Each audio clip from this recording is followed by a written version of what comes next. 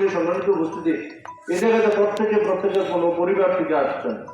আপনাদের পরিবারের সাথে যদি এই ধরনের অত্যাচার অনাচার করতো আপনারা ছেড়ে দিতেননি না? আমি মিথ্যা বলছি বলেন মুরব্বী? কিন্তু এই দল পরিবিটা যারা তারেক রহমান সব যা নির্দেশ দিচ্ছে তা মেনে দিচ্ছে। শুধু আমি এটুকু বলবো, সম্মানিত উপস্থিতি, আমি এতিম মানুষ, আমার বাপও নাই চাচাও নেই। যারা মুরব্বীরা আছেন আপনাদের কাছে বড় করে আমার একটা দরখাস্ত নিবেদন, আগামী জাতীয় সংসদ নির্বাচনে যে বৈতরণীটা এটা পাওয়া কিন্তু খুব কষ্ট।